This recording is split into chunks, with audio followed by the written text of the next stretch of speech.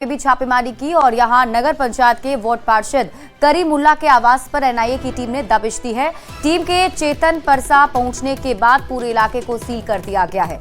इस बारे में आधिकारिक तौर पर किसी ने कुछ भी नहीं बताया और टीम छापेमारी के बाद वापस लौट गई। तो बड़ी खबर आपको बता रहे हैं, एनआईए की रेड जारी है। परसा में भी एनआईए की टीम ने छापेमारी की है। जानकारी के मुताबिक वार्ड पार्षद करीमुल्ला के आवास पर टीम पहुंची थी, जहां छापेमारी की गई और पूरे इलाके को सील कर दिया गया है। तो AK-47 मामले में मुजफ्फरपुर के कुढ़नी के मनकौली पंचायत के मुखिया भोला राय के घर भी एनआईए ने रेड की है। एनआईए की टीम ने 7 घंटे तक मुखिया के घर छापेमारी की। एनआईए की टीम ने मुखिया के घर से 10 लाख कैश सहित कई अहम कागजात भी बरामद किए हैं।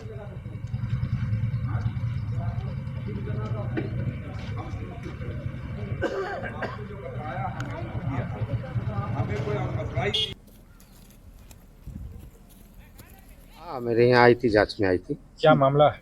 मामला कुछ नहीं है, उनको कुछ शक था, विरोधी द्वारा बताया गया था जिनके यहाँ हथियार है, आम से ऐसा कुछ नहीं मिला और वो आए थे, जांच किए हैं, जांच करके चले गए।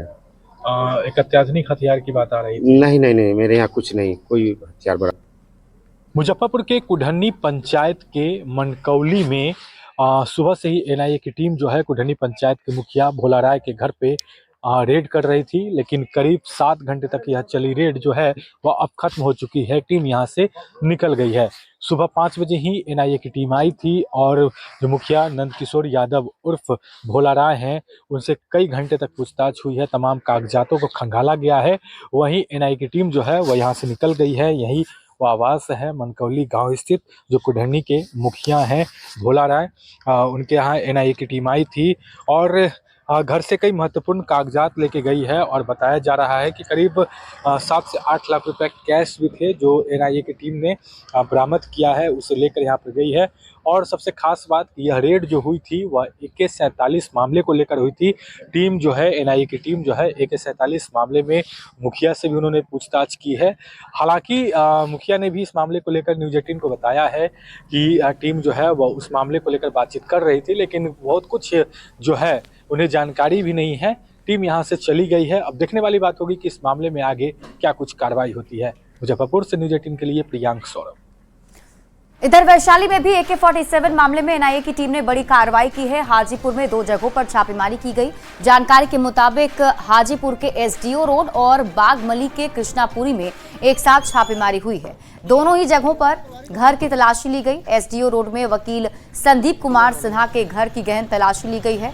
हालांकि दोनों जगहों से कुछ भी आपत्तिजनक सामान बरामद नहीं हुआ। 8 महीने पहले मुजफ्फरपुर में AK-47 बरामद हुआ था। उसी मामले में एनआईए की टीम ने कार्रवाई की है।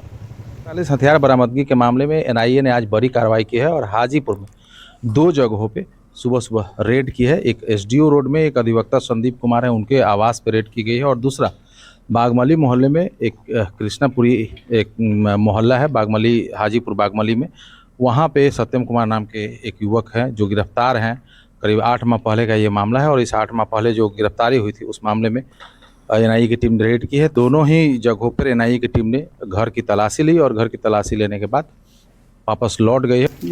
जो टीम आई थी एनआईए का, ये जो है सो 47 एक बरामद हुआ था, जिसमें बिहार पुलिस के तरफ से मेरे भाई को गलत तरीके से फंसा दिया गया था।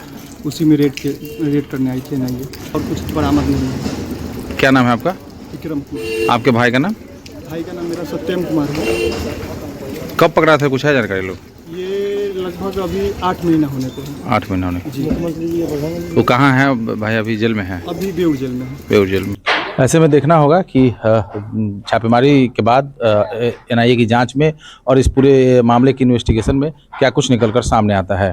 प्रफुल्ल कुमार, न्यूज़ 18 हाजीपुर। और नालंदा से बड़ी खबर सामने आ रही है, जहां बिहार शरीफ के बड़ी मस्जिद के पास मामूली विवाद में 2 पक्षों में पत्थरबाजी हो गई। हालांकि इस दौरान कोई हताहत नहीं हुआ है।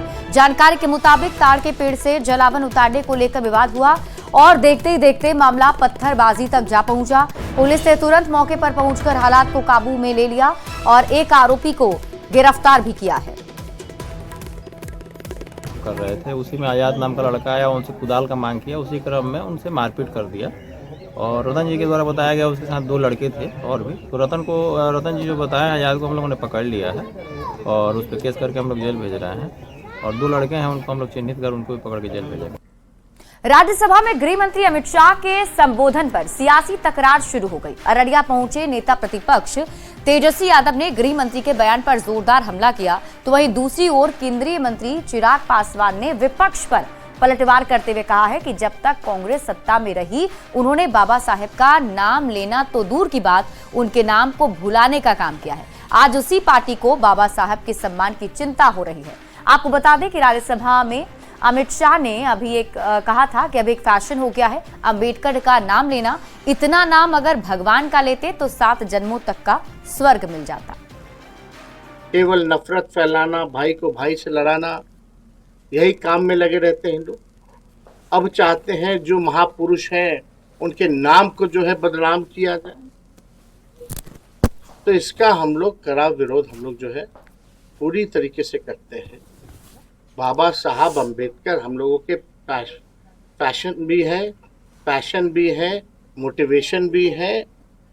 बाबा साहब अम्बेडकर, जबकि हकीकत है जब तक कांग्रेस सत्ता में रही इन्होंने बाबा साहेब का नाम लेना तो दूर की बात है उनके नाम को भुलाने का काम किया।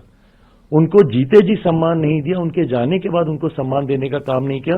और आज उसी कांग्रेस पार्टी को बाबा साहेब के सम्मान की चिंता हो रही है।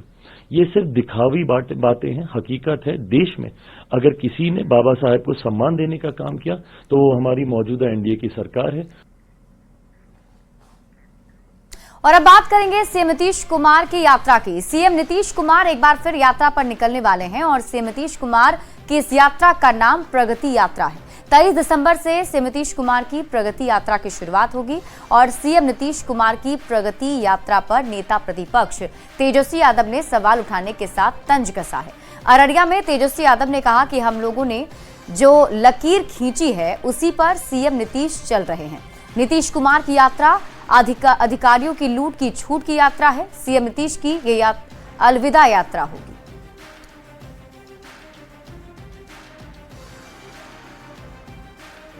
जो खींचते हैं उसी पे ये लोग जो है पीछे पीछे चलते हैं। तेजस्वी आगे आगे चलेगा, ये लोग पीछे पीछे चलेंगे। और मैं कह दूं कि माननीय मुख्यमंत्री जी की ये जो यात्रा जो है अधिकारियों की लूट की छूट की यात्रा है। 2 अरब 25 करोड़ 78 लाख रुपए खर्च करना पड़ रहा है इनको एक अपनी जनता से संवाद करने के लिए। और कहते हैं कि बिहार गरीब राज्य है, तो हम ये कहेंगे कि ये मुख्यमंत्री जी की अलविदा यात्रा है। अब उन्होंने तो पिछले चुनाव में ही पूर्णिया में कह दिया था कि अंतिम चुनाव है, तो इनकी अलविदा यात्रा है। सीएम नीतीश कुमार की प्रगति यात्रा पर तेजस्वी यादव के सवाल उठाने पर बिहार बीजेपी अध्यक्ष डॉक्टर दिलीप जायसवाल ने पलटवार किया है। डॉक्टर दिलीप जायसवाल ने कहा कि कुछ भी बोलने से पहले तेजस्वी अपने दिमाग का इस्तेमाल नहीं करते हैं।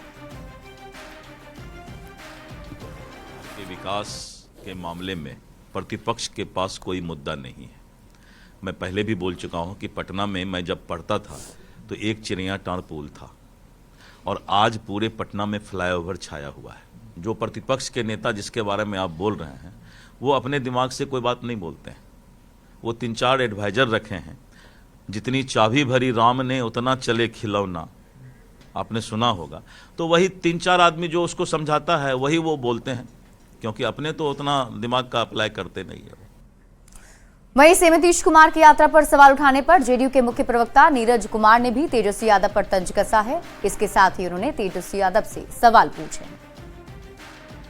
472 करोड़ की पटना में संपत्ति कहां से आई तेजस्वी यादव, यह बताइए। 156 करोड़ का दिल्ली के फ्रेंड्स कॉलोनी में मकान, ये तो कोई राजनीति का सामंत का ही हो सकता है। संपत्ति में नाम में हेरा फेरी कर दो, तेजस्वी अथवा तरुण का नाम डाल दो, कोई राजनीति में लज्जा नहीं। वहीं सीएम नीतीश कुमार की यात्रा पर तेजस्वी यादव के सवाल पर लोकसभा में जेडीयू संसदीय दल के नेता दिलेश्वर कामैत ने भी पलटवार किया है। कामैत ने कहा कि सीएम नीतीश यात्रा के दौरान समस्या का समाधान करते हैं, विकास योजनाओं का जायजा लेते हैं। विपक्ष के पास कोई मुद्दा नहीं है, ऐसे में उनका काम सिर्फ विरोध करना रह गया है। कोई राजनीति में उसका कुछ है, उन लोगों का कहीं कोई आप दिखाई पड़ रहा है जो बिहार में कोई अस्तित्व है, वो हमारे माननीय मुख्यमंत्री जी प्रत्येक साल आप इस तरह की यात्रा करते हैं और यात्रा करके जनता के बीच में जाते हैं, जनता की समस्याओं को लेकर के उसका समाधान करते हैं। वो खुद जाके देखते हैं जनता की क्या समस्याएं हैं। तो विरोधी तो इस तरह विरोध करता है, उसका न कोई एम है, न ऑब्जेक्ट है, न कुछ आधार है। सीएम नीतीश की यात्रा पर तेजस्वी यादव के सवाल उठाने पर आरएलएम के राष्ट्रीय अध्यक्ष और राज्यसभा सांसद उपेंद्र कुशवाहा ने भी जवाब दिया। उपेंद्र कुशवाहा ने कहा कि आरजेडी के लोग इसलिए टिप्पणी करते हैं कि उन्हें किसी तरह से सत्ता में आने की छटपटाहट है। सीएम नीतीश कुमार की यात्रा का मकसद होता है, जबकि तेजस्वी यादव की यात्रा सिर्फ राजनीतिक लाभ के लिए होता है। कि यह यात्रा बिल्कुल काम की यात्रा है, लोगों को इससे लाभ मिलेगा। और तेजस्वी यादव की यात्रा तो सिर्फ राजनीतिक लाभ के लिए, कि किसी तरह से जो छटपटाहट है कि सत्ता में आ जाएं, तो उस छटपटाहट के कारण उनकी यात्रा है। और इस तरह की टिप्पणी मुख्यमंत्री जी की यात्रा पर भी इसीलिए करते हैं आरजेडी के लोग कि उनके अंदर किसी तरह से हम सत्ता पर आ जाएं, इस बात की छटपटाहट है, इसलिए टिप्पणी करते हैं। और इस बीच आपको आरा से बड़ी खबर बताते हैं। भोजपुर के बिहिया थाना क्षेत्र के तेघरा मोड़ के पास बेकाबू ऑटो पलटने से हादसा हो गया। ऑटो सवार 6 लोग गंभीर रूप से घायल हो गए हैं और सभी घायलों का सदर अस्पताल में इलाज जारी है। तो बेकाबू ऑटो पलटने से हादसा हुआ है। आरा से आपको इस वक्त की बड़ी खबर बता रहे हैं, जहां भीषण सड़क हादसा हुआ। ऑटो पलट जाने की वजह से हादसा हुआ है। कुछ लोग इसमें घायल बताए जा रहे हैं, जिनका इलाज अस्पताल में चल रहा है। खबर आपको सासाराम अनुमंडल क्षेत्र से बताते हैं, जहां सासाराम के समाहरणालय के समान फसलों के एमएसपी गारंटी और लंबित कदवन जलाशय परियोजना को चालू करने की मांग को लेकर किसान धरना कर रहे थे। किसान पिछले 37 दिनों से धरना दे रहे थे। बीती रात जिला प्रशासन ने किसानों के पंडाल को गिरा दिया। साथ ही धरना दे रहे लोगों को देर रात खदेड़ा गया। सासाराम के अंचलाधिकारी देर रात दलबल के साथ पहुंचे और पूरे पंडाल को उखाड़कर अपने साथ ले गए। अधिकारी अपने साथ जेसीबी मशीन और ट्रैक्टर लेकर आए थे। बता दें कि इस बार पंडाल में सो रहे लोगों को वहां से भागना पड़ा। किसानों के मुताबिक कदवन जलाशय परियोजना पिछले कई सालों से लंबित है, इसके लिए लगातार आंदोलन कर रहे हैं, लेकिन इस पर अभी तक कोई सुनवाई नहीं हुई है। रात में हमारे पुलिस प्रशासन आधा घंटा पहले आया और जबरदस्ती आके यहाँ का सब पंडाल वगैरह नोचने लगा। और यह तो गुंडागर्दी है। रात में आया और रात में आकर रोकने लगा। हम लोग यहाँ नहीं थे, हमारे साथी थे। हम लोगों को पकड़ के और ले जा रहा था कि हम ले जा रहे हैं, चलिए थाना में, चलिए आप हमने चलते हैं घर। और अपने साथ गुंडा लेके आया था, अपने साथ 4 गुंडा लेके आया था और 2 उसका बॉडीगार्ड था और 4 अन्य गुंडे लेके आया था। इस तरह का तमाशा यह गुंडागर्दी है। बेगूसराय पुलिस ने मारपीट और SC/ST मामले के आरोपी के घर इश्तेहार चिपकाया है। दरअसल भगवानपुर थाना के रसलपुर गांव के रहने वाले केशव कुमार पर चौकीदार अमरजीत पासवान ने थाने में आवेदन देकर जाति सूचक शब्द का प्रयोग करते हुए गाली गलौज कर मारपीट करने का आरोप लगाया था, जिसके बाद से ही आरोपी युवक फरार है। अब पुलिस ने उसके घर ढोल नगाड़े के साथ इश्तेहार चिपकाया है। आरोपी के सरेंडर नहीं करने पर कुर्की की कार्रवाई होगी। जो है हम लोग इश्तेहार तामला किए हैं। इश्तेहार जो है अभियुक्त कांड से फरार चल रहा है, जो न तो माननीय न्यायालय में आत्मसमर्पण किया है और न ही थाना में, जिसको लेके हम लोग माननीय न्यायालय से इश्तेहार प्राप्त कर आज चिपकाए हैं और विधि सम्मत आगे कार्रवाई की जाएगी। अगर ये उपस्थित नहीं होते हैं इसके बावजूद भी, तो हम लोग पुनः विधि सम्मत कार्रवाई करेंगे।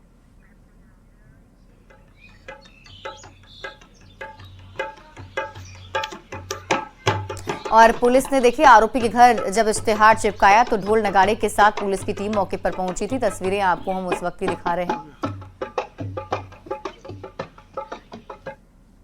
भिखारी ठाकुर की जयंती को लेकर छपरा में भी कई कार्यक्रम आयोजित किए जा रहे हैं। बता दें, भिखारी ठाकुर एक समाज सुधारक थे। भिखारी ठाकुर ने बहुत से ऐसे काम किए जिसने समाज पर अमिट छाप छोड़ी और आज भी लोग उन्हें याद करते हैं। भिखारी ठाकुर के महत्व के बारे में बता रहे हैं न्यूज़ 18 संवाददाता संतोष गुप्ता। 137वीं जयंती है और इस मौके पर छपरा उनको याद कर रहा है। छपरा के लाल भिखारी ठाकुर यही कुतुबपुर दियारा के रहने वाले थे और उनके नाम पर छपरा में एक विशाल प्रतिमा भी स्थापित की गई है। इस चौक का भी नाम है भिखारी ठाकुर चौक, जहां पे लोग आज जयंती के दिन उनका सम्मान करते हैं, नमन करते हैं। तमाम अधिकारियों और राजनेताओं का यहाँ आगमन होता है। आज कालजयी रचनाकार और अनेक विभूषणों से विशेषणों से विभूषित कवि गायक गीतकार भिखारी ठाकुर जी को हम लोग समाज सुधारक के रूप में ले रहे हैं। उन्होंने ऐसी ऐसी रचनाएं की हैं जो समाज में अमिट छाप छोड़ा है कि भिखारी भिखारी, अरे भिखारी भिखारी भिखारी भिखारी भिखारी, अरे भिखारी भिखारी भिखारी भिखारी भिखारी, तब भैल राजो से बढ़ के भिखारी, भैल राजा से बढ़ के भिखारी, बरजत रहलन बाप महतारी, बरजत रहलन बाप महतारी, नाच में तुम तरह भिखारी। बाकी कर्म के रेख केहू कैसे मिटाई, अरे कर्म के रेख केहू कैसे मिटाई, रहे गतर गतर भरल कलाकारी, भिखारी भैल राजा से बढ़ के भिखारी। जब से इस प्रतिमा का निर्माण हुआ है तब से यहाँ पर आयोजन होते रहा है और माननीय लालू प्रसाद जी ने इस मूर्ति का अनावरण किया था और तब से भिखारी ठाकुर को हम लोग याद करते हैं और भिखारी ठाकुर की याद में ही ये आयोजन यहाँ पर होता है। छपरा के शहर में ही मुख्य सड़क में ही होता है। मैं बिहार सरकार से मांग करूँगा कि उनके कुटिया को जो है एक नए रूप में जो है नए अंदाज में जो है विकसित किया जाए। जो भिखारी ठाकुर है उन्हें वो सम्मान नहीं मिला जो सम्मान मिलना चाहिए था। सामाजिक कुरीतियों पर जो उन्होंने प्रहार किया था, वो ऐसे समय एक ऐसा वक्त था जब लड़कियां मंच पर नहीं आती थी। उन्होंने लौंडा नाच का आविष्कार किया और उस नाच के जरिए सामाजिक कुरीतियों पर प्रहार किया और आज जो है समाज जो बदलाव नजर आ रहा है उसमें कहीं ना कहीं भिखारी ठाकुर का भी एक अहम भूमिका है और यही कारण है कि आज जब उनकी जयंती है तो पूरा छपरा उनके आगे नतमस्तक है। संतोष गुप्ता, न्यूज़ 18, छपरा।